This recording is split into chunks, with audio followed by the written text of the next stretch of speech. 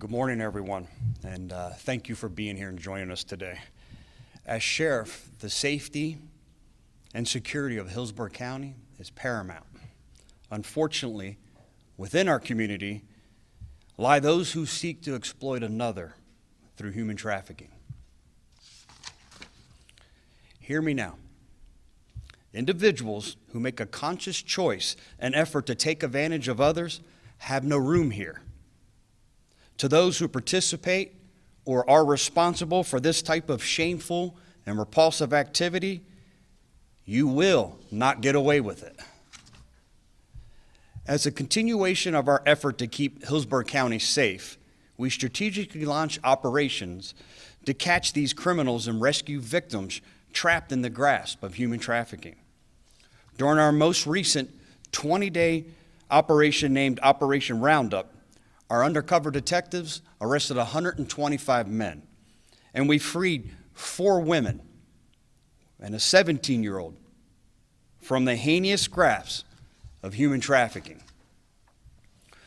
Throughout this operation, our detectives created undercover profiles online and chatted with men who believed they were speaking to minors, created false advertisements for sex, and undercover female detectives posed as streetwalkers. Among the men we encountered during Operation Roundup, our detectives arrested Joel Velasco, a Hillsborough County school teacher who offered to pay our undercover detectives $60 in exchange for sex. We also came into contact with Samuel Phillips Jr., a pastor at Bede Limitless Church, when he responded to a false ad placed on an escort website and offered to pay our undercover detective for sex. These men, who were all held to a higher standard of trust and respect, were arrested for soliciting another to commit prostitution. With the strategic use of social media, our detectives were also able to catch those attempting to take advantage of our most vulnerable, our children. Philip Kettle is a 48-year-old man living in Valrico, Florida. We had the displeasure of meeting him when he engaged in conversation with our undercover detective posing as a minor and solicited sex. His messages, his intentions were clear and crude. Kettle traveled to meet a 14-year-old girl, but instead was met by our detectives who immediately took him into custody. Once again, using our social media as veil, we apprehended Montasir Shafiq, a 30-year-old man from Lutz. He thought he was communicating with a 14-year-old boy. His text, too vile to fathom. Shafiq was arrested on multiple charges, including 30 counts of transmission of harmful material to a minor. Although this operation inches near Halloween, a time where our kids will take to the streets seeking some safe, wholesome fun, our approach year-round is proactive and relentless. We have a strong team of dedicated detectives who work tirelessly to put a stop to human trafficking. During our hotel operation, we made more than 1,000 contacts, many that ended when they found out that they needed to travel into this county. Our efforts are working. Those criminals don't want to come to Hillsborough County to solicit sex. Our work doesn't stop here. The goal throughout this operation and others alike is to reduce the demand, rescue those in need, and help guide them to the proper resources and help. This operation helped rescue 4 women and a teenager from the perils of human trafficking, all of whom were connected with Sail of Freedom, an incredible organization that provides support for human trafficking survivors. These 5 women now have access to the resources they need for a safer and brighter future. The only thing wrong with the number of victims is that we know that there are more out there. If you know someone or believe someone is a victim of human trafficking, please say something. You could be saving a life. You can report suspected human trafficking by calling the National Human Trafficking Hotline at 1-888-373-7888. Before I take any questions, Because of the unfortunate success of operations like this over the past several years, I have now created a full-time human trafficking squad to focus on reducing the demand and rescuing victims. To those detectives, as always, the ones who were not able to show and are behind the cameras, thank you. Thank you for your tireless efforts. We are beyond grateful for each and every one of you and what you're doing to keep our community safe. I'm now happy to take any questions. This full-time squad, how many people does it make up, Sheriff?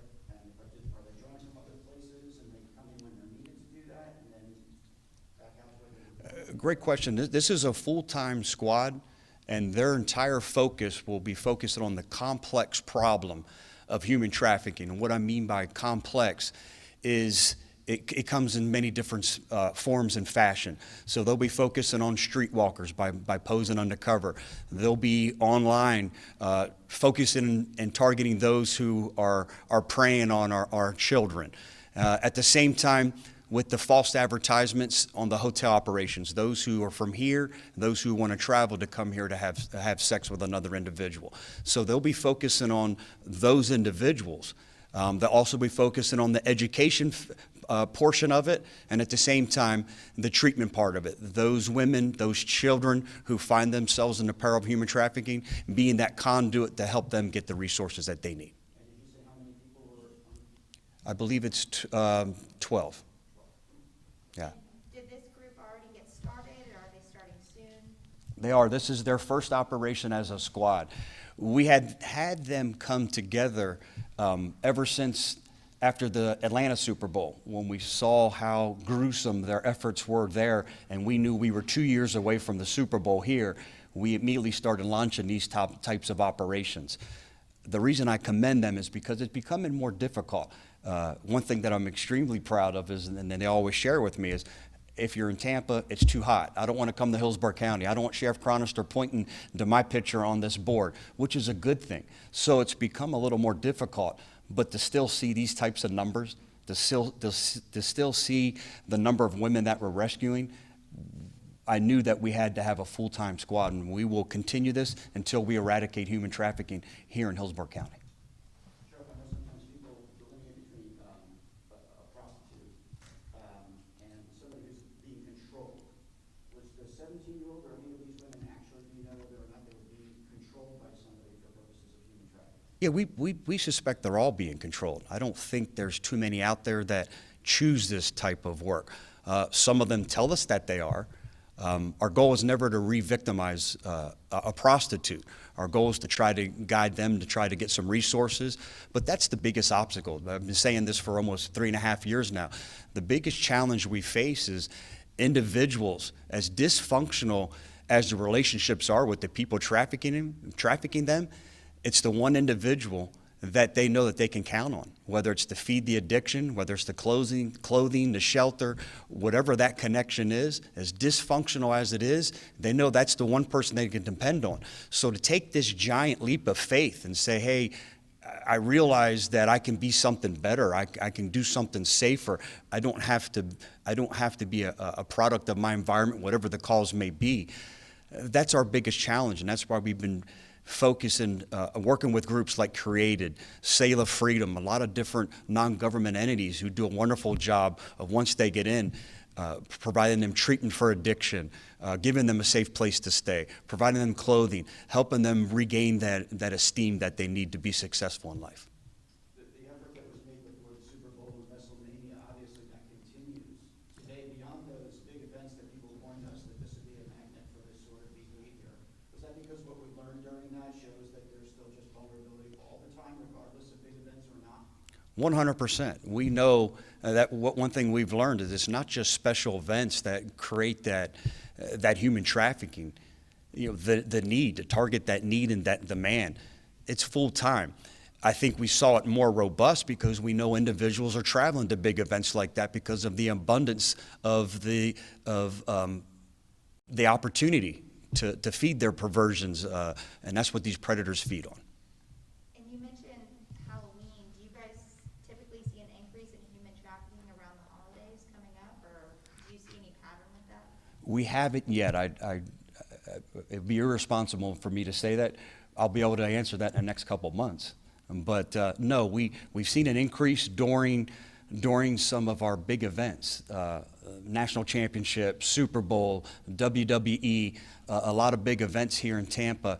But one thing that we learned is the numbers are still here. The number of women, the number of children that are being